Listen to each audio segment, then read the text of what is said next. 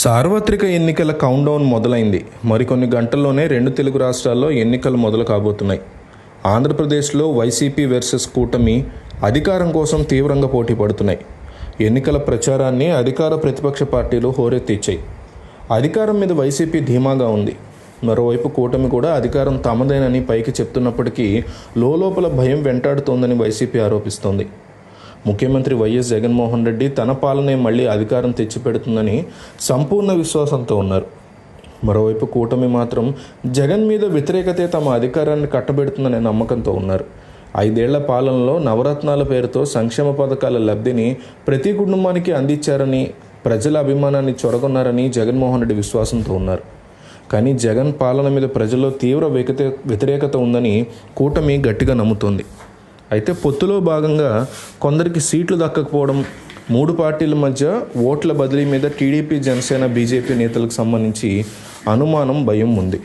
బీజేపీతో టీడీపీ, జనసేన పొత్తు వల్ల మైనార్టీ ఓట్లకి గతంలో కంటే ఎక్కువగా వైసీపీకి దక్కుతాయని ఆ పార్టీ నేతలు అంచనా వేస్తున్నారు. ఇది వైసీపీకి అనుకూలమైనటువంటి పరిణామంగా చెప్తున్నారు. అలాగే గత 2 నెలల్లో సామాజిక పెన్షన్లు వాలంటీర్ల ద్వారా పంపిణీ చేయకుండా అడ్డుకోవడంతో వారంతా కూటమి మీద ఆగ్రహంగా ఉన్నారు. జగన్ ఉంటేనే వాలంటీర్ వ్యవస్థ కొనసాగుతుందని, ఇళ్ల వద్దకే పంపిణీ ఉంటుందని పెన్షన్దారులు నమ్ముతున్నారు.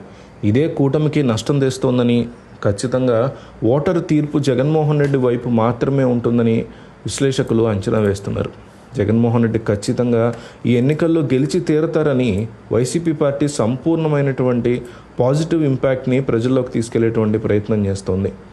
ఎందుకంటే చంద్రబాబు నాయుడుకు ఉన్నటువంటి విశ్వసనీయత ప్రజలకి, బీజేపీకి బాగా తెలుసని, 2014 లాంటి అనుభవాలు బీజేపీకి, ప్రజలకి ఉన్నాయని, దీంతో ఇప్పుడు బీజేపీ జాగ్రత్త పడిందని అంటున్నారు. ప్రజాగల మేనిఫెస్టో మీద జనం నుంచి పెద్దగా స్పందన రాలేదని, అసలు తమ మేనిఫెస్టో గురించి ప్రచారం చేసుకోవడం పక్కన పెడితే జగన్ని తిట్టడానికే టీడీపీ, జనసేన నేతలు పరిమితమయ్యారు. ఈ నేపథ్యంలో 2019లో ఏపీ అసెంబ్లీలో ఆమోదం పొందిన ల్యాండ్ టైటిలింగ్ చట్టాన్ని టీడీపీ, జనసేన ముందుకు తీసుకురావడం గమనార్హం. ఈ చట్టానికి అసెంబ్లీలో టీడీపీ ఎమ్మెల్యే పయ్యావుల కేశవ్ మద్దతు పలికారు. అయినప్పటికీ యాక్ట్ అమలైతే సీఎం జగన్ మీ భూములు లాక్కుంటారంటూ చంద్రబాబు, పవన్ కళ్యాణ్ పెద్ద ఎత్తున ప్రచారం చేశారు. తద్వారా ప్రజల్ని భయపెట్టి జగన్మోహన్ రెడ్డికి వ్యతిరేకంగా తమకు అనుకూలంగా ఓట్లు వేయించుకునేందుకు బాబు, పవన్లు కుట్రకు తెరలేపారు. ఈ యాక్ట్ని తమ భాగస్వామ్య పార్టీ బీజేపీ తీసుకొచ్చిన భూ సంస్కరణలను తెలిసినా కూడా దురుద్దేశంతో విషం కక్కారు.